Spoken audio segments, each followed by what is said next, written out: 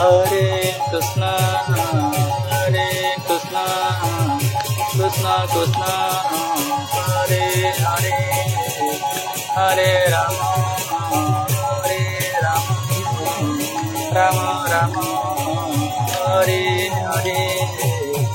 गुरुस्वामी त्रितापहरण शांति महायज्ञ यही त्रितापहरण शांति महायज्ञ रे आमर परिचित गुणी प्रवचक श्री केशव दास दुईटी कृष्ण 8टी तत्व विषय आलोचना करिसेंती। एही 8टी तत्व गुड़िक है सृष्टिर आरंभ यज्ञरू यज्ञ रे आमे तनु मन एवं धन देवा निहाती आवश्यक। हजारे नुहे गोटे नाम घर कली जुगरे कलुष को नाश करने निमंते श्री श्री श्री चरमनाथ अवतार ग्रहण करिछंती। कर्मधारा भितरे कौन सबू रही धारा कौन एवं दीक्षा कौन गुरु मंत्र भितरे असीम शक्ति सनातन पुरुष ये यही 8टी तत्व विषय गुणी प्रवचक कौन कहते आसतु देखा। त्वमेव धाता सचराचरस्य त्वमेव पिता भुवनत्रयस्य अज्ञानहर्ता जगदखिलस्य पातु न देव मण्डलस्य त्वमेव ब्रह्मा परम ब्रह्म च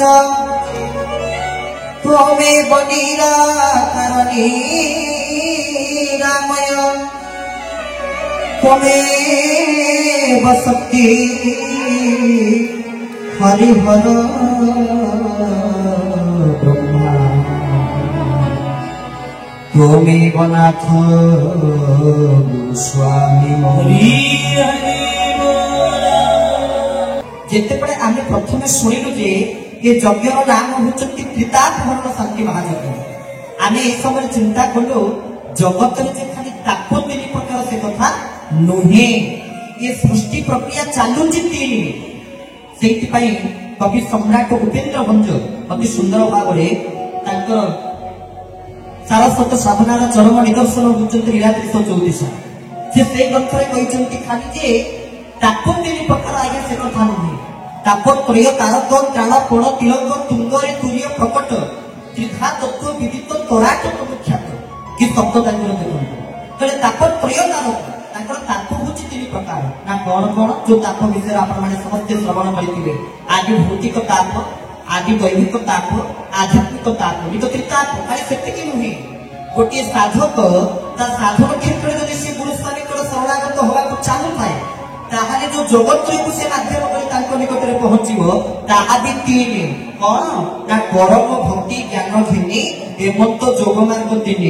जोग भी 3 जगत भी 3 स्थूल सूक्ष्म कारण ता सहित ए यज्ञानुष्ठान का आसी पहुंचे एठी मध्य समस्त अवदान 3टी तत्व पुरी रहिया कथा ना कोन कोन ना तन मन एवं धन प्रत्येकटी क्षेत्र रे 3 गुण बुद्धि 3 त्रिगुण रजु करे धरी भोगी नचाती न हरि सत्व रज तम तो सृष्टि प्रक्रिया आज्ञा 3 रे ही चली आमे जहाँ भी किछि देखुचे ये सब 3 केवल ही 3 खाली जे ताप 3 से कथा नुहे आ त्रिताप हरण यज्ञ हवा पूर्व अवश्य एठी आमे जो माने आसी त्रिताप हरण यज्ञ को दर्शन करबा पई विश्वास रे आसी ताप हरण होबा पई से तो ठीक ता पूर्व मध्य ठाकुर आम तो त्रिताप हरण सुंदर रक्षा कवच को प्रदान जानते से कौन जिते बड़े आम छोट छुआ होइतिलु ठाकुर पाखे पूजा करूँ पुष्पांजलि देला बेलू ठाकुर पाखे गोटे मंत्र पढ़ू आ से मंत्र मध्य आप ठाकुर पूजा पद्धति पुस्तक में पाइबे कौन ना पादुका गुरुदेवस्य साक्षात गुरु प्रकृतित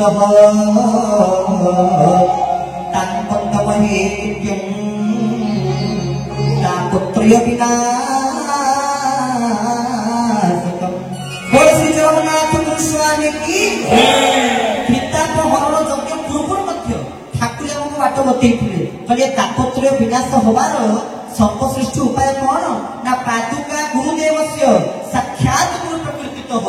ଯଦି ଶ୍ରୀ ପାଦୁକା ଠାରେ ଆମ ମାନଙ୍କର ସମସ୍ତଙ୍କର ନିଶ୍ଚଳ ଭକ୍ତି ନିର୍ଗୁଣ ଭକ୍ତି ଏବଂ ପୂର୍ଣ୍ଣ ଆତ୍ମନିବେଦନ ରହୁଛି ତାହେଲେ ଆମର ତାପ ନିଶ୍ଚିତ ଭାବରେ ହରଣ ହବ ନିଃସନ୍ଦେହ। ଆମେ କହୁଛୁ ଆମେ ଯେତେବେଳେ ଠାକୁରଙ୍କ ପାଖରେ ସମର୍ପିତ ହୋଇ ଏହି ମନ୍ତ୍ର ଗାନ କରେ ତାକୁ ବନ୍ଦନ ହେ ନିତ୍ୟମ ତାପତ୍ରୟ ବିନାଶକମ୍। ଖାଲି ଯଦି ପାଦକୁ ଧରିଛନ୍ତି ତାହେଲେ ଆମର ତାପତ୍ରୟ ନାଶ ହେଇଯିବ ବୋଲି ଆମେ ଆଗରୁ ମଧ୍ୟ ଜାଣିଛେ। ଆଗରୁ ମଧ୍ୟ ଅନେକ ବାର ଏ ମନ୍ତ୍ରକୁ ପ୍ରୟୋଗ କରିଛି। ଖାଲି ସେତିକି ନୁହେଁ, ତାପତ୍ରୟ ହବାର ଆହୁରି ଅନେକ ଉପାୟ। ପାଦକୁ ଧରିଲେ ତ ତାପତ୍ରୟ ଉଦ୍ଧାର ହବ ନା। କିନ୍ତୁ ସେଇଥିପାଇଁ ଠାକୁର ମଧ୍ୟ ଗୋଟେ ସୁନ୍ଦର ବାଣୀରେ କହୁଛନ୍ତି କଣ କହିଲେ ନା ସବୁକୁ ଛାଡି ପାଦକୁ ଧରି ସାଧୁତା ଧାରା ହେଳା ନ କରି କହିଲେ ସବୁକୁ ଛାଡି ଦିଅ। ଏ ଯାହାର କିଛି ଦେଖୁଛ ଏଇ ସଂସାରରେ କହିଲେ ଠାକୁର ଆଉ ଗୋଟେ ବାଣୀରେ କହୁଛନ୍ତି ଐଶ୍ୱର୍ଯ୍ୟ ବିଭବ ସବୁତା ଖେଳ ତା ମଧ୍ୟରେ ରହିଛି ବିଷ ଅନଳ ସବୁ ତାର ବୋଲି ଭାବିବୁ ଯେବେ ବିଷରେ ଅମୃତ ପାଇବୁ ତେବେ। ଏ ଐଶ୍ୱର୍ଯ୍ୟ ବିଭବ ଏ ସବୁ ହଉଛି ତାଙ୍କରି ଖେଳ। କହିଲେ ଯେତେବେଳେ ସବୁକୁ ଛାଡିବୁ ଆଉ ପାଦକୁ ଧରିବୁ ସାଧୁତା ଧାରା ଏବଂ କଣ କରିବୁ ନା ଧାରାକୁ ସାଧିବୁ। ଧାରା ପ୍ରଭୁ କାହିଁକି ଦେଇଛନ୍ତି ଦେବାର କାରଣ କଣ ଧାରା ସେ ଧାରା ପ୍ରାଣ ସଞ୍ଜୀବନୀ କରା। ପ୍ରାଣ ସଞ୍ଜୀବନୀ କରା ହଉଛି ଧାରା। ଠାକୁର ଆମକୁ ସେଇଥିପାଇଁ ଏ ରକ୍ଷା କବଚ ଧାରାକୁ ପ୍ରଦାନ କରିଛନ୍ତି। ତାହେଲେ ହେ ମୋର ଗୁରୁ ଭାଇ ଗୁରୁ ଭଉଣୀ ମାନେ ତାପତ୍ରୟ ନାଶନ ହବା ପାଇଁ ଠାକୁର ଅତି ସୁନ୍ଦର ଭାବରେ ଆମକୁ ଯଜ୍ଞ ହବା ପୂର୍ବରୁ ମଧ୍ୟ ତାଙ୍କ ଚରମ ଶାସ୍ତ୍ରରେ ତାର ବିଧି ତାର ବ୍ୟବସ୍ଥା ଆମକୁ ବତେଇଛନ୍ତି। କିନ୍ତୁ ତାପରେ ବି ସୃଷ୍ଟି ଆରମ୍ଭ ହେଇଛି ଯଜ୍ଞରୁ। ସୃଷ୍ଟିର ଆରମ୍ଭ ଯଜ୍ଞରୁ। ତେବେ ଆମେ ଏଠି ଯୋଉ ଯଜ୍ଞକୁ ଆସିଛେ ଇଏ ଯଜ୍ଞ କୋଉ ଯଜ୍ଞ ଇଏ ସ୍ରଷ୍ଟାଙ୍କ ଦ୍ଵାରା ନିର୍ଦ୍ଦେଶିତ ବିଧି ନିର୍ଦ୍ଦିଷ୍ଟ ଯଜ୍ଞ ତ୍ରିତାପ ହରଣ ଶାନ୍ତି ମହାଯଜ୍ଞ ଯାହାକୁ ଆମେ ମାଣିକା ପ୍ରବାଦୀୟ ଯଜ୍ଞ ବୋଲି ମଧ୍ୟ କହୁଛେ। ଯାହାକୁ ମହାପୁରୁଷ ମାନେ ମାଣିକାରେ ମଧ୍ୟ ରଚନା କରିଛନ୍ତି ଏଇ ଜାଗାରେ ତ୍ରିତାପ ହରଣ ଶାନ୍ତି ମହାଯଜ୍ଞ ହବ। ତିନିଟା ତାପ ହରଣ ହବ ଆଦି ଭୌତିକ ତାପ ଆଦି ଦୈବିକ ତାପ ଆଧ୍ୟାତ୍ମିକ ତାପ। ତ ଏହା ନିଃସନ୍ଦେହ। କିନ୍ତୁ ଆମ ମାନଙ୍କର ସମସ୍ତଙ୍କର ଯୋଗରେ ଅଛି ଆମେ ଆସିକି ଯଜ୍ଞରେ ପହଞ୍ଚିବା ଆଜ୍ଞା ସେ କଥା ନୁହେଁ। କାହିଁ କଥା କହୁଛି ଆପଣ ମାନଙ୍କୁ ଆଜିର ହିଁ ଗୋଟେ ସୁନ୍ଦର ଅନୁଭୂତି ପ୍ରସଙ୍ଗ ଲୀଳା ପ୍ରସଙ୍ଗ କହୁଛି। ଅବଶ୍ୟ ସେ ଅନୁଭୂତି ଲୀଳାଟି ମୋର ନୁହେଁ, ସିଏ ଜଣେ ଗୁରୁ ଭାଇଙ୍କର। ଆଉ ସିଏ ଏ ଯଜ୍ଞକୁ କେମିତି ଆସି ପହଞ୍ଚିଛନ୍ତି ଆପଣ ଯଦି ସେଇ କଥାକୁ ଶ୍ରବଣ କରିବେ ଆଶ୍ଚର୍ଯ୍ୟ ହେଇଯିବେ। ତାଙ୍କ ନାଁ କିନ୍ତୁ ଆମେ କହିବୁ ନାହିଁ, କିନ୍ତୁ ଆପଣ ମାନେ ଯଦି ଖୋଜିବେ ତାଙ୍କୁ ନିଶ୍ଚିତ ଭାବରେ ପାଇବେ। ଆଉ ଏ ସତ୍ସଙ୍ଗ ଆସର ଭିତରେ ସେ କାଲି ପର୍ଯ୍ୟନ୍ତ ମଧ୍ୟ ଅଛନ୍ତି। ତାଙ୍କୁ ଯଦି ଆପଣ ଖୋଜିବେ ମଧ୍ୟ ପାଇପାରିବେ। ସେ ଭାଇଙ୍କ କଥା କହୁଛି। କାହିଁକି କହୁଛି ନା ସେ ଭାଇ ଜଣକ ଆଜି ମୋ ସହିତ ଭେଟ ହେଇ କହିଲେ ଯେ ଏ ଯଜ୍ଞକୁ ଆସିବା ପଛରେ ମୋର ମଧ୍ୟ ଗୋଟେ ଅଦ୍ଭୁତ ସୁଖ ମହିଳା ଠାକୁରଙ୍କ ସହିତ ଚାଲିଥିଲା। ମୁଁ କହିଲି କେମିତି ଚାଲିଥିଲା ନା ଯେତେବେଳେ ମୁଁ କଟକରୁ ବାହାରିଲି କୋଉଠିକି ନା ଗତ କାଲି ରାତିରେ ଆସିବା ପାଇଁ ବେଦବ୍ୟାସକୁ ତ୍ରିତାପ ହରଣ ଶାନ୍ତି ମହାଯଜ୍ଞକୁ ବାହାରିଲା ବେଳକୁ ମୋର ଯିବା ବ୍ୟବସ୍ଥା ଟ୍ରେନରେ ହେଇଛି। ମୁଁ ଟ୍ରେନରେ ଆସିକି ପହଞ୍ଚିଲି। ଆସିବା ଭିତରେ କଟକର ଜଣେ ଚିହ୍ନା ଲୋକ ମତେ ପହଞ୍ଚି କହିଲେ ଯେ ଟ୍ରେନରେ କାହିଁ ଯାଉଛ ବସରେ ଯାଉନ ରାତିରେ ନା ଆଜି ତ କଣ ଭାରତ ବନ୍ଦ ହବାର ଅଛି ବସ ଗାଡି ଗୁଡା କଣ ଚାଲୁନି ଆଉ ବସରେ କେମିତି ଯିବା ଚାଲୁଛି ତମେ ବସରେ ବସିକି ଯାଅ। ଆଉ ସେ ଭାଇ ମଧ୍ୟ ସେ ବସ ନା ମତେ କହିଲେ କୈବଲ୍ୟ ବସ। ଆପଣ ବିଶ୍ୱାସ କରିବେନି ସେ ବସରେ ସେ ଆସିଛନ୍ତି ଏବଂ ସମାନ 500 ଟଙ୍କା ଧରିକି ଆସିଛନ୍ତି।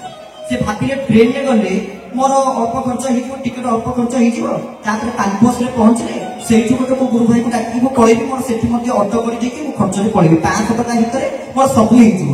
ଏହା ଭାବିକି 500 ଟଙ୍କା ଧରିକି ଆସିଛନ୍ତି। କିନ୍ତୁ ଯେତେବେଳେ ବସ୍ ଉପରେ ବସିଲେ ସେ ଭାଇଟିର କଥାରେ ପଡିକି ବସ୍ କଣ୍ଡକ୍ଟରକୁ 500 ଟଙ୍କା ଦେଇଦେଲି। ବସ୍ ଭଡା 500 ଟଙ୍କା ବସ୍ ଭଡା 500 ଟଙ୍କା ଦେଇ ସାରିଲା ପରେ ଚିନ୍ତା କଲେ ଯଦି ମୁଁ ପାନ୍ପୋଷରେ ପହଞ୍ଚିବି ସେଠୁ ପୁଣି କେମିତି ଗାଡି କରିକି ଅଟୋ କରିକି କେମିତି ପହଞ୍ଚିବି ମୋ ପାଖରେ ତ ପଇସା ନାହିଁ ମୁଁ କେମିତି ପହଞ୍ଚିବି ଏତିକି ଭାବିଛନ୍ତି ଶୋଇଛନ୍ତି। ହଠାତ୍ ସେ ବସ୍ ର କଣ୍ଡକ୍ଟର ଆସି ତାଙ୍କ ପାଖରେ ପହଞ୍ଚିଲେ କହିଲେ ଭାଇ ଏ 500 ଟଙ୍କାଟା ରଖନ୍ତୁ। ସେ କହିଲେ କାହିଁକି 500 ଟଙ୍କା ରଖିବି ନା ଆପଣଙ୍କ ପୂର୍ବରୁ ଜଣେ କାଳିଆ ହେଇକି ଲୋକ ଏ 500 ଟଙ୍କାଟା ଦେଇକି ପଳେଇଛନ୍ତି ଆଉ ମତେ କହିଲେ ଯେ ଯଦି ସେ 500 ଟଙ୍କା ଦେଇଯାଇଥିବେ ତାହେଲେ ଆପଣ ତାକୁ ଫେରେଇ ଦେବେ। ଶ୍ରୀ ଜଗନ୍ନାଥ ଗୁରୁ ସ୍ୱାମୀ କି ବର୍ଷ ରହିଲା କରୁନି ଅନେକ ଦିନ ତଳର ଲୀଳା କଥା କହୁନି ଗତକାଲି ରାତିର ଲୀଳା କଥା ଆପଣ କହୁଛି ଏଇଥିପାଇଁ କହିଲି ଏ ଯଜ୍ଞରେ ଆସି ପହଞ୍ଚିବା ଏବଂ ନିଜକୁ ଅନ୍ତର୍ଭୁକ୍ତ କରିବା ସାମିଲ କରିବା ଏତେ ସହଜ କଥା ନୁହେଁ। ଯୋଗରେ ନଥିଲେ ଭାଗ୍ୟରେ ନଥିଲେ ତାହା କେବେ ହେଇପାରିବ ନାହିଁ। ସେଇଥିପାଇଁ ଠାକୁର ଆମକୁ 8 ନମ୍ବର ଚରମରେ ଗୋଟେ ସୁନ୍ଦର ବାଣୀରେ ବୁଝେଇ କହିଛନ୍ତି କଲ୍ୟାଣଗିରି ତତ୍ତ୍ୱରେ। କଣ କହିଲେ? ଧନରେ ତୁ ପୁରା ନିଗମ ଘରର ପିଲା। କଣ କହିଲେ? ତୁ ପୁରା ନିଗମ ଘରର ପିଲା। ଆମେ ବସିଛେ କୋଉଠି? ନା ବେଦ ବ୍ୟାସରେ। ବେଦ ଶବ୍ଦର ଅର୍ଥ କଣ? ନିଗମ ନିଗମ ଶବ୍ଦ ଅର୍ଥ ହଉଛି ବେଦ। ଆଉ ଠାକୁର ମଧ୍ୟ ଆମକୁ 8 ନମ୍ବର ଚରଣରେ ପୂର୍ବରୁ କହିଦେଇଥିଲେ କଲ୍ୟାଣଗିରି ତତ୍ତ୍ୱରେ। କଣ କହିଥିଲେ? ଧନରେ ତୁ ପୁରା ନିଗମ ଘରର ପିଲା। ଆଜି ନିଗମ ଘରର ପିଲା ଏ ବେଦ ବ୍ୟାସକୁ ଆସି ଏଇଠି ଆସି ଠାକୁରଙ୍କର ତ୍ରିତାପହରଣ ଶାନ୍ତି ମହାଯଜ୍ଞକୁ ସଂଦର୍ଶନ କରି ନିଜର ଜନ୍ମ ଜୀବନକୁ କୃତାର୍ଥୀକୃତ କରିଛନ୍ତି। କାରଣ ପ୍ରଭୁ ଆମକୁ ଆଗରୁ ବାଟ ବତେଇଛନ୍ତି, ଆମକୁ ଆଗରୁ ମାର୍ଗ ବତେଇଛନ୍ତି, ଆଉ ମାର୍ଗକୁ ସ୍ଥିର କରିଛନ୍ତି। ତାକୁ ଧରିବାକୁ ହେଲେ ଆମ ମାନଙ୍କୁ ତାଙ୍କ ସେବାରେ ନିଜକୁ ବ୍ରତୀ କରିବାକୁ ପଡିବ। ଯୋଉ କଥା କହୁଥିଲୁ ଯଜ୍ଞରେ ପହଞ୍ଚିବାକୁ ହେଲେ 3ଟି ତତ୍ତ୍ୱ କଣ କଣ? ତନ, ମନ ଏବଂ ଧନ। ଏ 3ଟିର ଆବଶ୍ୟକତା ରହିଛି। ଖାଲି ମତେ ଛାଡ଼ିକି ନା ନା ମତେ ମିଶିକି ମଧ୍ୟ, କାରଣ ମୁଁ ତ ଚରମ ପରିବାର ନା, ଆପଣ ମାନେ ତ ସମସ୍ତେ ଚରମ ପରିବାର ନା, ସମସ୍ତେ ତ କେଶ ଆଶ୍ରିତ ନା। ତେଣୁ ଆମେ ସମସ୍ତେ ଏଠି ଏକଜୁଟ ହେଇକି ଏକତ୍ରିତ ହୋଇକି ଜାଣିବା ଦରକାର ଠାକୁର ଆମକୁ ଯଜ୍ଞରେ ପହଞ୍ଚେଇଛନ୍ତି ମାନେ ମୋର ଏ 3ଟି କର୍ତ୍ତବ୍ୟ ନିଶ୍ଚିତ ଯଜ୍ଞ ପ୍ରତି ରହିବା ଦରକାର। କଣ ନା? ପ୍ରଥମେ ତନ ଅର୍ଥ ସମୟ। ଆଉ ମତେ ବୋଧେ ଲାଗୁଛି ମୋର ପ୍ରଥମ ଯଜ୍ଞ ବୋଧେ ଏଇଟା। ଠାକୁରଙ୍କର କଥା ଯେବେଠୁ କହିଲି ବୋଧେ ସବୁଠୁ ଶୀଘ୍ର ଆସି ପହଞ୍ଚିଛି ଏଇ ଯଜ୍ଞରେ ମୁଁ। ସବୁଠୁ ଶୀଘ୍ର, ଆଉ ସମସ୍ତଙ୍କୁ ଶୀଘ୍ର ଆସି ପହଞ୍ଚିଛି ମୁଁ। ଠିକ 7 ତାରିଖ ଦିନ ରାତିରେ ବାହାରିଲି, 8 ତାରିଖ ଦିନ ଭୋରୁ ଭୋରୁ ପହଞ୍ଚିଲି। କୌଣସି ଯଜ୍ଞରେ ମୁଁ ଏତେ ଶୀଘ୍ର ପହଞ୍ଚି ନଥିଲି। ପ୍ରଥମ ଥର ପାଇଁ ଏ ଯଜ୍ଞରେ ଏତେ ଶୀଘ୍ର ପହଞ୍ଚିଲି। ଠାକୁରଙ୍କର ଅହେତୁକ କରୁଣାକୁ ପାଥେୟ କରି ତ୍ରିତାପହରଣ ଶାନ୍ତି ମହାଯଜ୍ଞରେ। ତେଣୁ ତନ ମୋର ଆଗ୍ରହ ଥିଲା ଯଜ୍ଞକୁ ଯାଉଛି ମାନେ ଟିକେ ସମୟ ବିତେଇବି। ଆମେ ବି ସମସ୍ତେ ଯଜ୍ଞରେ ନିଜ ସମୟକୁ ଏଠି ସମର୍ପିତ କରିବାକୁ ପଡିବ, ସମୟକୁ ମଧ୍ୟ ଯୁକ୍ତ କରିବାକୁ ପଡିବ। ରାଉରକେଲାର ସମସ୍ତ ଗୁରୁ ଭାଇ ମାନେ କିଏ କେତେ କର୍ମରେ ଅଛନ୍ତି ଥରେ ଚିନ୍ତା କଲେ ସବୁ କର୍ମକୁ ଛାଡି ଠାକୁରଙ୍କ କାମରେ ନିଜକୁ ସେ ନିୟୋଜିତ କରିଛନ୍ତି। କୋଉ ମାସ ହେଲାଣି କେବଳ ତାଙ୍କ ମୁଣ୍ଡରେ ସ୍ୱପ୍ନ ହଉଛି, ଚିନ୍ତା ହଉଛି, ନିଶା ହଉଛି ଯଜ୍ଞ କରିବା। ଯଜ୍ଞରେ ତାଙ୍କ ଚିନ୍ତା। এইপাই তাকে মোর সপ্রেম গুরু সঙ্গে সেମାନଙ୍କୁ ପରିପାତ ନିବେଦନ କରିବି। ଏତେ ବଡ଼ ଆୟୋଜନ ଏଠି ହେଇପାରିଛନ୍ତି ନିଶ୍ଚିତ ଭାବରେ ସେମାନେ ତନ ସମୟକୁ ଏଠି ପ୍ରଭୁଙ୍କ ପାଖରେ ନିୟୋଜିତ କରିଛନ୍ତି। ତାପରେ ମନ, ଆଚ୍ଛା ମନ ନଥିଲେ ଆମେ ତ ଯଜ୍ଞକୁ ଆସିବା କଥା ନୁହେଁ। ଆମମାନଙ୍କର ସମସ୍ତଙ୍କର ମନ ଅଛି ବୋଲି, ଭଲ ପାଇବା ଅଛି ବୋଲି ଆମେ ସମସ୍ତେ ଯଜ୍ଞକୁ ଆସିଲେ ନା। ମୋର ବି ଭଲ ପାଇବା ଅଛି, ଆପଣମାନଙ୍କର ବି ମନ ଅଛି ସମସ୍ତଙ୍କର। ଆଉ ସେଇଥିପାଇଁ ଶାସ୍ତ୍ର କହିଛନ୍ତି ନା ମନ ଏକ ମନୁଷ୍ୟାର କାରଣ କ୍ଷୟ। ଅର୍ଥ ମନ ହଉଛି ଗୋଟେ ଏମିତି ଏକ ତତ୍ଵ ଯୋଉ ମନ ହଉଛି ମୁକ୍ତିର କାରଣ ଆଉ ମନ ହଉଛି ବନ୍ଧନର କାରଣ। ଆପଣ ଚାହିଁଲେ ମଧ୍ୟ ମନକୁ ମୁକ୍ତି ଦିଗରେ ଗତିଶୀଳ କରାଇ ପାରିବେ, ଆଉ ଚାହିଁଲେ ମଧ୍ୟ ମନକୁ ବନ୍ଧନରେ ପକେଇ ପାରିବେ। ଏ ମନ ହଉଛି ଗୋଟେ ଏମିତି ଏକ ତତ୍ଵ ଶାସ୍ତ୍ର କହିଛନ୍ତି। ଆଉ ଯୋଉଥିପାଇଁ ଭାଗବତ ଅତି ସୁନ୍ଦର ଭାବରେ ଲେଖିଛନ୍ତି ଅତି ବଡ଼ି ଜଗନ୍ନାଥ ଦାସ। କଣ କହୁଛନ୍ତି? বিষয়া যাহার লোচন গোবিন্দ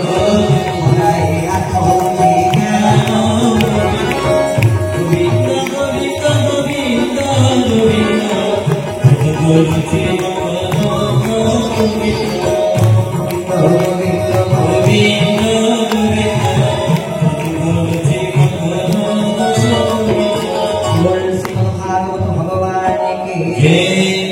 অতি বড়ি জগন্নাথ দাস ভাগবତରେ ଅତି ସୁନ୍ଦର ଭାବରେ କହୁଛନ୍ତି। କଣ କହୁଛନ୍ତି ନା ବିଷୟା ଯାହାର ଲୋଚନ ହରାଏ ଆତ୍ମବୁଦ୍ଧି ଜ୍ଞାନ।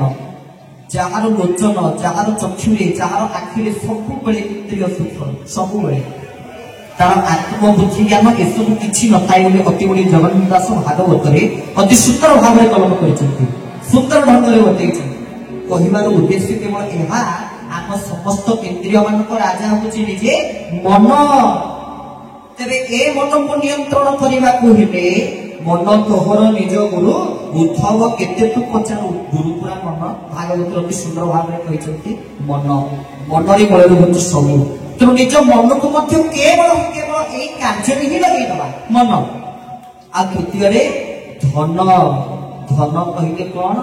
ठाकुर आम अति सुंदर भाव गोटे सुंदर बाड़ी बतई ए यज्ञ कार्यक्रम को आसी माने आम बापा आम पिता काम हूँ माने ताहले आम एठी कौन करवा ना अकुंठित चित्ते दान करिबु कराल दाउरु मुक्ति पाइबु बोले श्री जगन्नाथ गुरु स्वामी की ठाकुर सुंदर बाणी कहले अकुंठित चित्ते कौन प्रकार कुंठित भावना आनिबु नाही अकुंठित चित्तरे दान करिबु आ देखियो निश्चित भाव में प्रभु श्री जगन्नाथ गुरु स्वामी ताकू तोते 100 गुण 1000 गुण फेरेइबे आपण भाबुचंती कि ठाकुर पाखे जदि आम 500 टका देबु ठाकुर को धार देबु भाबुचंती कि ठाकुर हमको मागिला आम धार देबु ना ना ना आपण तांकू जदि टिके देइचंती से आपण को 1000 गुण फेरेइबे यार प्रत्यक्ष प्रमाण आपण माने चरम रे मध्य पड़िबे द्रौपदी को उदाहरण द्रौपदी टिके कृष्ण हाथ कटिला बेलू टिके वस्त्र देते टिके पाट काटिक कृष्ण हाथ को बांधि देते आ भगवान कृष्ण कौन कहले मो हाथ जो रगत बहुला अष्ट पाट बसी कहार टिके भक्ति उपजिला ना मो प्रति समस्त कहले कृष्ण मोर कहार भक्ति टिके उपजिला ना एकमात्र तोर तू कि तो पाट शाढ़ी को काटी मो हाथ में जेहेतु मो खंडिया को आघात तो जो तू नियंत्रण करिछु टिके कना देछु टिके वस्त्र देछु माने तो पाई वस्त्र अवतार देछु टिके दियो तांग पाखरे आ ठाकुर आपण को ता 1000 गुण लक्ष्य सीए ताकू धरी बसंतनी परंग सुविधा असुविधा बेले ताकू 1000 गुण फेरे देते खाली सेतिके नुहे आपण द्वापर जुग रे सुरथिनी गोटे पूजा तीनटा पूजा असुंदरी किंतु कृष्ण ताकू संपूर्ण सुंदरता प्रदान कले खाली पूजा टिके कृष्ण को चंदन देथिले बोली टिके टिके कृष्ण को जबले चंदन मारिथिले बोली भगवान श्री कृष्ण ता जीवन को सुंदर करि देते ताकू आपण टिके देति देखंतु ना जहां किछि दियंतु भक्ति दियंतु भाव दियंतु प्रेम दियंतु जहां किछि दियंतु टिके देले भी से आपण को 1000 गुण फेरि देबे या निसंदेह निश्चित भाव तार प्रमाण मध्य रहिछि तबे जो कथा में कहथु केशवंत दरबार प्रभु दरबार आमर मध्य भाग्य आमे सदा सर्वदा अहर्निशि केशवंत तो दास आमे कहन ही नारायण दास दास हो प्रकृति जो ठाकुर को आमे पाइछि आज्ञा ताको नाटा होछि श्रेष्ठ काई कहछि कथा महाभारत विष्णु सहस्र नाम सूत्र को आपण पढ़िबे सहस्र के 1000 नाम सेठी अछि किंतु तापर शेष में कौन कहिदेले इति इदम कीर्तन्यस्य केशवस्य महात्मनः मूल भक्तवत्सल भगवान की सहस्र नाम माने 1000 गोटी नाम ठाकुर को केते नाम थरे चिंता करबो केउ नाम थरी डाकिबी तुमको तुमे तो सर्वनाम आपण तो सर्वनाम केउ नाम थरी डाकिबी किंतु 1000 गोटी नाम भितरु लिखिदेले शेष रे जे इति इदम कीर्तनयस्य केशवस्य महात्मनः लिखिदेले केवल गोटिए नाम कोन ना केशवस्य 1000 नाम को जपबे कि आवश्यकता नाही गोटिए नाम को धर से दान कर देबे उद्धार कर देबे कोन से नामटी ना केशव आ ये मध्य तीन या भितर मध्य तीन हित अछि के रे कहि बोलियो दाता सरे शरणागति पर ब्रह्मांड नाथ केशव प्राणपति ताले ये मध्य तीन चिंता करतु से केशवंकर नाम रो केते सुंदर विशेषत्व आमको विष्णु सहस्रनाम प्रदान करे एते ओडिया नाम जपिया किछ आवश्यकता नाही इति इदम कहले शेष रे गोटिए नाम कोन ना केशव एतिकी जपना जो यज्ञ को आसीचे थोड़ी चिंता करिले केशवंकर कृपा नहिले केशवंकर करुणा नहिले केबे भक्तटी तांको काम रे निजको नियोजित करि परिबो नाही तांकर बिना करुणा रे तांकर बिना कृपा केशव हिरि परिबो नाही एति पे पुनर्बार कहउचंती शास्त्र यज्ञभूत यज्ञकृत यज्ञभूत यज्ञ साधनः कहले यज्ञ जो यज्ञ पाने आसी पहुंचिने यज्ञ गुरु संभूत ए यज्ञ सकल सृष्टि तैयारी हेछि ए यज्ञ सब किछि बाहरी चलते जहां भी किछि आपण कोंतु आ जुगे जुगे जुगे जुगे यज्ञ व्यवस्था रहिछि किंतु कलि जुगे जेते पड़े कलुष को नाशन करिया पाई श्री जगन्नाथ गुरु स्वामी अवतार ग्रहण कले सेते बळे सी सबु आगे लिखिछे ठाकुर हमको केशव कहले मन पड़े हमको समस्त गुरु मान को रखी एही बात देले जे तमे समस्त गुरु को ग्रहण करियो प्रत्येक गुरु को मानिबो और प्रत्येक गुरु को ग्रहण करियो आ ठाकुर एथि पई स्वतंत्र से खाली जे कहिनांती नाम कर पाई जीवो सी जे खाली कहिनांती जप कर पाइबो ना सबु ତାଙ୍କ କର୍ମଧାରା ଭିତରେ ସେ କଣ ନ ରଖିଛନ୍ତି ବୋଲି ଆପଣ କହିପାରିବେ ନାହିଁ। ଜଣେ ପାର୍ଥିବ ଶରୀର ଧରିକି ତାଙ୍କ ପାଖରେ ପ୍ରାର୍ଥନା କରିପାରିବ, ତାଙ୍କ ପାଖରେ ଧ୍ୟାନରେ ବସିପାରିବ। କେତେ ସାଧୁସନ୍ଥ କେତେ ଗୁରୁଙ୍କ ପରମ୍ପରାରେ ଆପଣ ଶୁଣିଥିବେ, କିଏ କହିଲେ ଧ୍ୟାନରେ ପାଇବ, ତପସ୍ୟାରେ ପାଇବ। ଠାକୁରେ କିନ୍ତୁ ଯୋଉ କର୍ମଧାରା ଦେଲେ ନା, ତା ଭିତରେ ସବୁ ଆମକୁ ଦେଇଦେଲେ। ନାମ ଦେଲେ, ଧ୍ୟାନ ଦେଲେ, ଶ୍ରଦ୍ଧାୟ ଦେଲେ, ପ୍ରାର୍ଥନା ଦେଲେ, ସ୍ତୁତି ଦେଲେ, ସ୍ତବ ଦେଲେ। କଣ ନ ଦେଇଛନ୍ତି ବୋଲି ଆପଣ କହିପାରିବେ ନାହିଁ। କାହିଁକି? ପ୍ରଥମରୁ କହିଥିଲେ, ଏବେ ମଧ୍ୟ କହୁଛି, ଗୋଟିଏ ବାଣୀକୁ ନେଇ ତୁ ପୁରା ନିଗମ ଘରର ପିଲା ଦେଇନଥାନ୍ତେ? ଆମେ ଯଦି ନିଗମ ଘରର ପିଲା, ସେ ଆମକୁ ସବୁ ଦେଇନଥାନ୍ତେ? ତ ଆମକୁ ସେ କଣ ଦେଇନାହାନ୍ତି ବୋଲି କହିପାରିବେ। ଏବେ ବି ଅଛନ୍ତି, ମୋତେ ଆଶ୍ଚର୍ଯ୍ୟ ହୁଏ, କିଏ କୁହନ୍ତି କେଶବ ଟିକେ ମୋର ଏଇ ଜିନିଷଟା ପୂରଣ କରିଦିଅନ୍ତେ। ଆରେ ତାଙ୍କୁ ପାଇସାରିଲା ପରେ ପୁଣି ଆହୁରି ତମର କଣ ପୂରଣ ହବାର ଅଛି? ତାଙ୍କୁ ଦର୍ଶନ କରିସାରିଲା ପରେ ଆଉ କଣ କିଛି ପୂରଣ ହବାର ଅଛି? ଆରେ ଯୋଉଠି ସାଧୁ ସନ୍ଥ ତପସ୍ୱୀ ବ୍ରହ୍ମଶ୍ରୀ ସାଧନ ଭଜନ କୀର୍ତ୍ତନ କରୁଛନ୍ତି କେବଳ ତାଙ୍କର ଦର୍ଶନ ପାଇବା ପାଇଁ।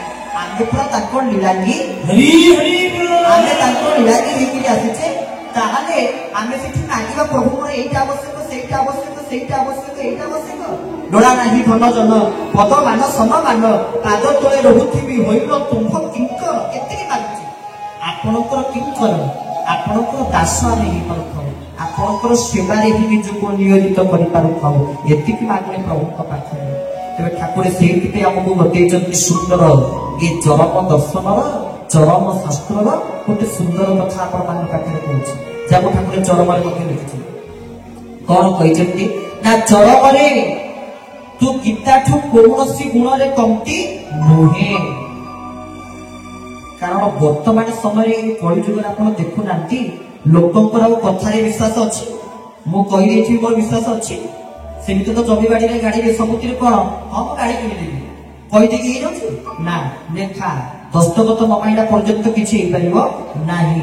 ବରଂ କହିବା କଥାଟା ମିଥ୍ୟା ହେଇଥାଇପାରେ, ଲେଖିବାଟା କେତେବେଳେ ମିଥ୍ୟା ହେଇପାରିବ ନାହିଁ। ଆଉ ଠାକୁର ସେଇଠୁ ଚରମକୁ କହିଲେନି, ସେ ଯାଇଥିଲେ କହିପାରିନଥାନ୍ତେ?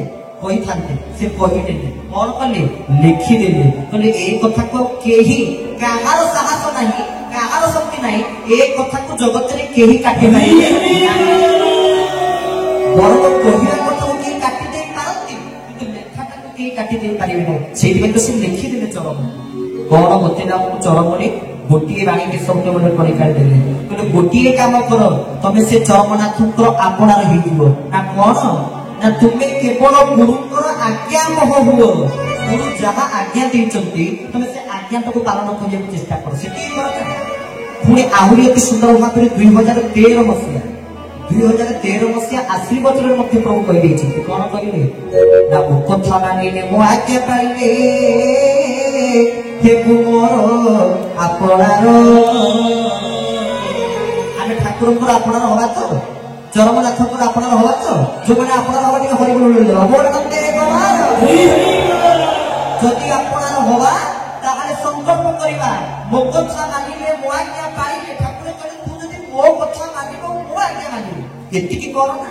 ଆଉ ଠାକୁର କେତେ ଆଜ୍ଞା ଦେଇଛନ୍ତି। 18 ନମ୍ବର ଚରମରେ ତ ଖାଲି 29ଟା ବାଣୀ ଦେଲେ, କହିଲେ ଏତିକି କରିପାରିବୁ? କଣ? ଅଯଥା ଗପିବୁ ନାହିଁ, ସଂଖ୍ୟାରେ ସକାଳେ ଶୟନ କରିବୁନି। ଯାହା ଠାକୁର ଲିଖିଛନ୍ତି 29ଟା ବାଣୀ। ଗୋଟେ ସାଧକ ଯଦି ଖାଲି ସେ ଗୃହସ୍ଥ ହଉ, ସନ୍ନ୍ୟାସୀ ହୁଅନ୍ତୁ, ସମସ୍ତଙ୍କ ପାଇଁ ଠାକୁର ସାଧନା ବତେଇବେ। କହିଲେ ଯେତିକି ଆବଶ୍ୟକ ସେତିକି କହିବୁ, ଅଯଥା ଗପିବୁ ନାହିଁ। କେତେ କଥା ତା ଭିତରେ କହିଛନ୍ତି। ପ୍ରତ୍ୟେକ ସାଧକଙ୍କ ପାଇଁ ତା ଉଦ୍ଦିଷ୍ଟ ନିଶ୍ଚିତ ଭାବରେ। ଆଉ ସିଏ ଆମକୁ ଯାହା ଦେଇଛନ୍ତି, 100ଟା ଆଜ୍ଞାକୁ ଯଦି ଆପଣ ଗୋଟିଏ ଆଜ୍ଞାକୁ ପାଳନ କରିବେ, ଆଉ ଗୋଟିଏ ଆଜ୍ଞାକୁ ଧରିବେ, ସେତିକିରେ ପ୍ରଭୁ ସନ୍ତୁଷ୍ଟ ହେଇଯିବେ। କାରଣ ଆମେ ନିଜ କଥା କହୁଛୁ ଆଜ୍ଞା। ଆମର ସମ୍ପର୍କୀୟ, ଆମ ରିଲେଟିଭ କେତେ ବ୍ୟକ୍ତି, ସେ ମଧ୍ୟ ଶୁଣିଲେ ଠାକୁର ଆସିଲେଣି, କାଳେ ଭାବିଲେ ମୋର ଯୋଉ ପଥଟା ହେଇକି ଠାକୁର ହାତ ମାରିଦେଲେ ଭଲ ହେଇଯିବ ନା କଣ। ସେ ସେଇ ନ୍ୟାୟରେ କେତେକ ଧାରା ନେବାକୁ ଆସିବେ। ବର୍ଷେ 1.5 ବର୍ଷ ଧାରା ନେଇ ସାରିଲା ପରେ ସେ ନିଜେ ଠାକୁର ହେଇଗଲେ। ତେଣୁ ତାଙ୍କର ଆଉ ଧାରାର କିଛି ଆବଶ୍ୟକତା ପଡିଲା ନାହିଁ। 1.5 ବର୍ଷ ନେଇ ସାରିଲା ପରେ ସିଦ୍ଧି ପାଇଲେ ସେ ଠାକୁର ହେଇଗଲେ। ତେଣୁ ତାଙ୍କର କିଛି ଆବଶ୍ୟକତା ପଡିଲା ନାହିଁ। ଦୀକ୍ଷା ଏବଂ ଧାରା ଏବଂ ଦୀକ୍ଷା ଭିତରେ ଅନେକ ଫରକ ଅଛି। ଠାକୁର ଆମକୁ ବାଟ ବତେଇ ଦେଲେ, ଧାରା ବତେଇ ଦେଲେ। ଧାରା କହିଲେ କଣ? ରାଧା। ଆଉ ଏ ଜଗତରେ ଯେତେ କୃଷ୍ଣ ମନ୍ଦିର ଅଛି, ସବୁଠି ରୁକ୍ମଣୀ ନଥିବେ କୃଷ୍ଣଙ୍କ ସହିତ, ସତ୍ୟଭାମା ନଥିବେ, ଲଳିତା ନଥିବେ, ବିଶାଖା ନଥିବେ, ଅଷ୍ଟପାଟବଂଶୀ ନଥିବେ, କିନ୍ତୁ କିଏ ଥିବେ?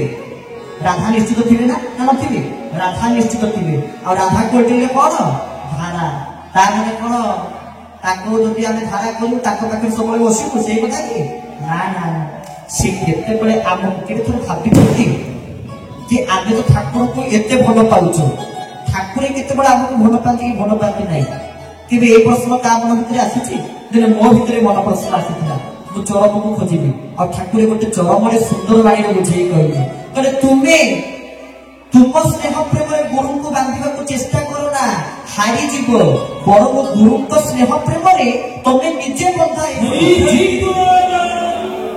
कहले जदि आमे आमर कौन स्नेह अच्छी आमर कौन श्रद्धा अच्छी अरे जगत को जी जोगा खाद्य ताहा कुछ किस देव नैवेद्य अरे जगत को जी खाद्य जोगुची आमे कौन ताको नैवेद्य दवा कहले तुम पाखे कौन स्नेह अच्छी कौन श्रद्धा अच्छी ताको श्रद्धा और तुम श्रद्धा मिसिबो केबे मिसि पारिबो ना केबे समको खेई पारिबो ना तेरे सुंदर भाव में कहले तुम्हें तुम स्नेह प्रेम केते बड़े भी गुरु को बांधिबा को चेष्टा करो ना आ जदि भी बाय चांस करिलो ताले कोन हबो निम्नगामी हे जीवो पतन हे जीवो हारी जीवो जिति पारिबो नाही सेति पई पूरा देले बीज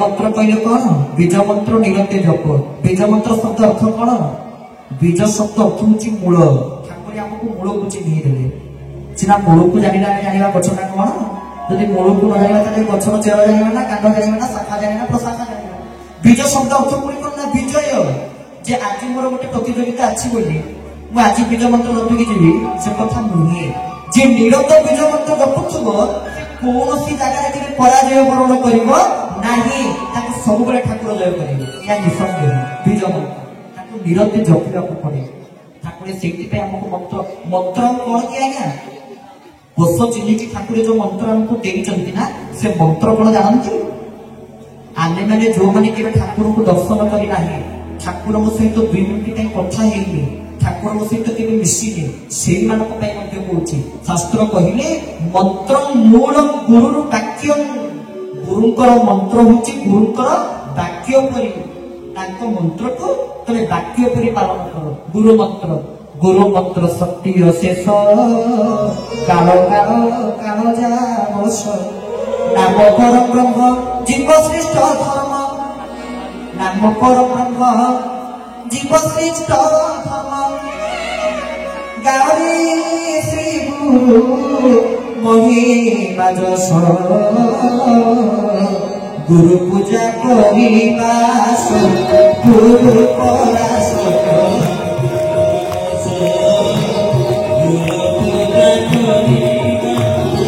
गुरु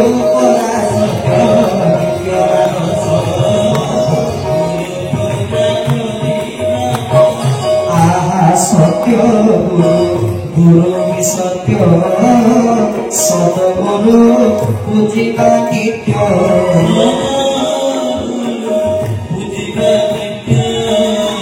सदगुरु पूजिबा नित्य नाम परम ब्रह्म जीव श्रेष्ठ धर्म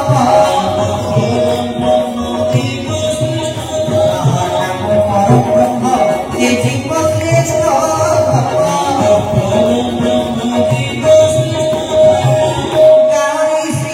गुरु महिमा जस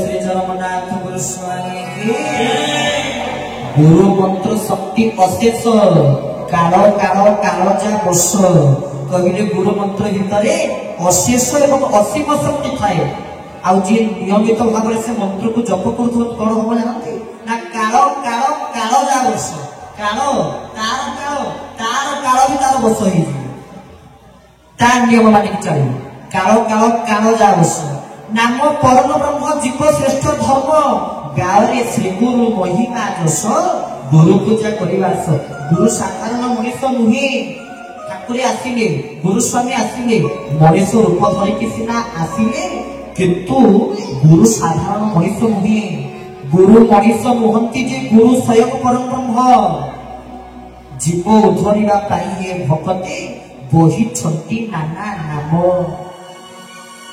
ଡଙ୍ଗା ଅଲଗା ହେଇଥାଇପାରେ କିନ୍ତୁ କାମ ତ ଗୋଟିଏ ନା, ଏ କୂଳରୁ ନେଇକି ସେ କୂଳରେ ପହଞ୍ଚେଇ ଦବା। ସେମିତି ଗୁରୁଙ୍କ ନାଁ ଅଲଗା ହେଇଥାଇପାରେ କିନ୍ତୁ କାମ ହଉଛି ଗୋଟିଏ, ନା କଣ ନା ବ୍ରହ୍ମକୁ ଦର୍ଶନ କରିଦବା। କିନ୍ତୁ ଆମେ ଯୋଉ ଗୁରୁ ସ୍ୱାମୀଙ୍କର ଶରଣାଗତ ହେଇଛେ ଆମେ ଏଇଠି ବସିକି ହିଁ ବ୍ରହ୍ମ ଦର୍ଶନ କରୁଛେ, ଇଏ ହଉଛି ଗୋଟେ ପାର୍ଥକ୍ୟ ଦୀକ୍ଷା ଓ ଧାରା ଭିତରେ। ଦୀକ୍ଷା ନେଲେ କଣ କରିବେ ନା ଗୁରୁ ଆମକୁ ବ୍ରହ୍ମ ଦର୍ଶନ କରେଇବେ, କିନ୍ତୁ ଧାରା ନେଲେ ଆମେ ନିଜେ ହିଁ ବ୍ରହ୍ମ ଦର୍ଶନ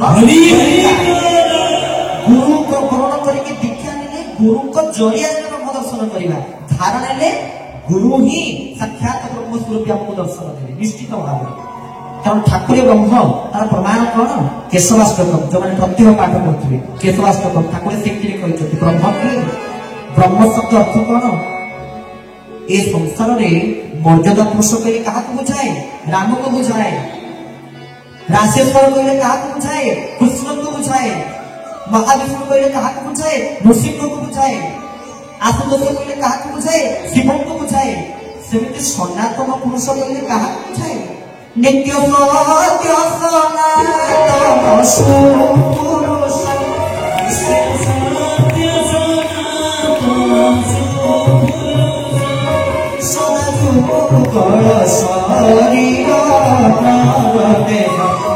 ଜୟ ପ୍ରକୃତି ପୁରୁଷ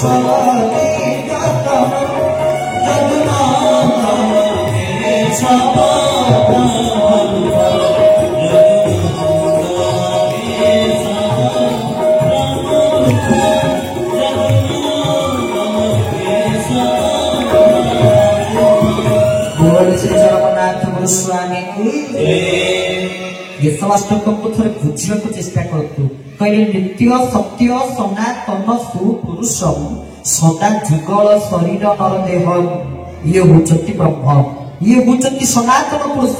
ନିତ୍ୟ ସତ୍ୟ ସନାତନ ସୁପୁରୁଷ ସଦା ଯୁଗଳ ଶରୀର। ଠାକୁରଙ୍କ ଶରୀର କଣ ହେଇଥିଲା? ପ୍ରକୃତି ଆଉ ପୁରୁଷ ଉଭୟଙ୍କର ମିଳିତ ତନୁ ହଉଛନ୍ତି କେଶବ ଠାକୁର। ତେଣୁ ସେଇଥିପାଇଁ ଆପଣ ପାରି ପାରିବେନି ସିଏ ପୁରୁଷ କି ନାରୀ ହୁଏ ନାରୀ ବାରି, ପୁରୁଷ କି ନାରୀ ହୁଏ ନାରୀ ବାରି। ନାମଟି ଭାରି ସୁନ୍ଦର ଲଗାଇଛି ପ୍ରୀତି ମଧୁର, ଗମ୍ଭୀର ଭିତରେ ଚକା ହୋଇଛି ଦେଖ କେଉଁ ଠାକୁର।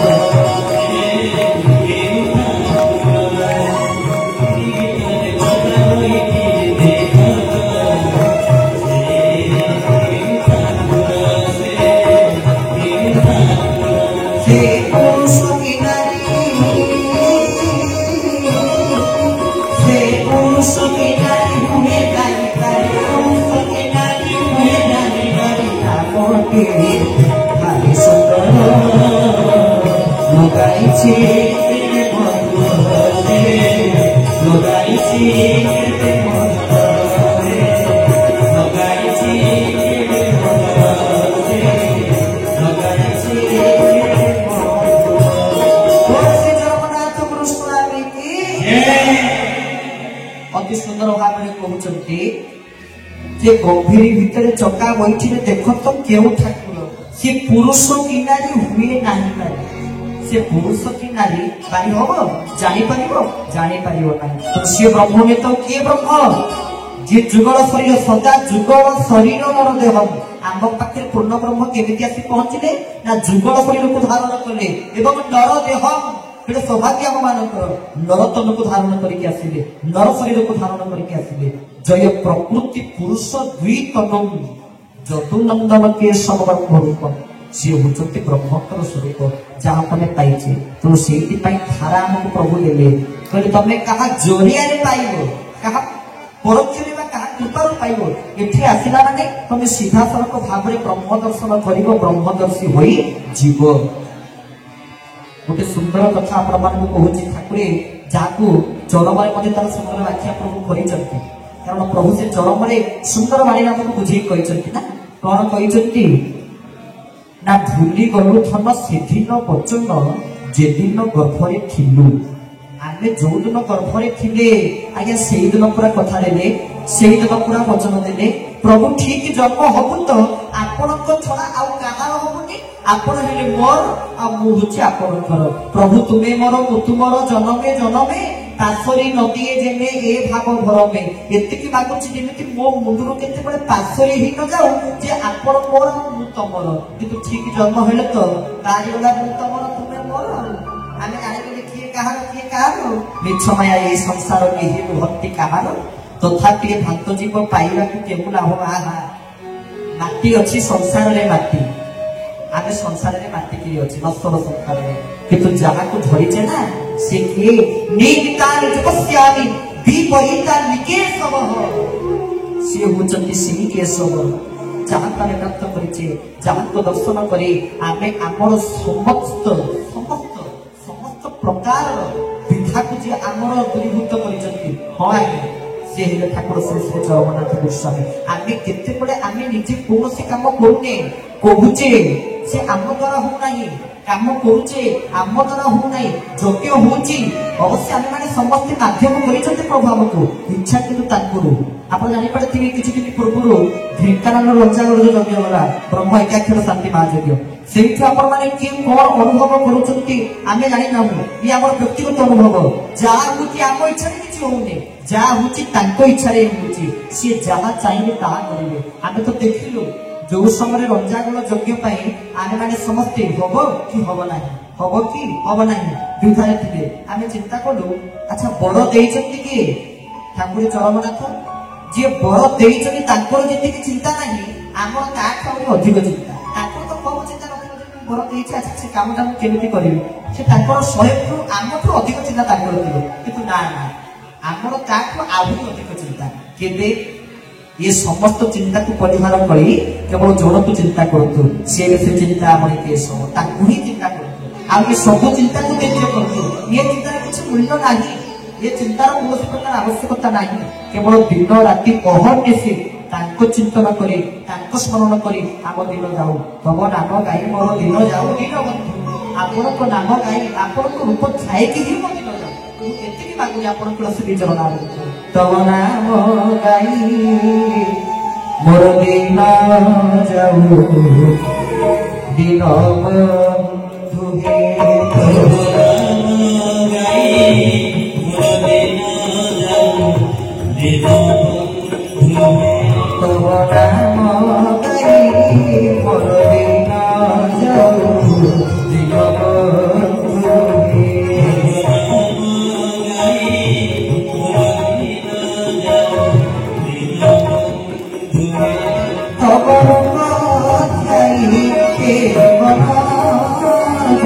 Thank you.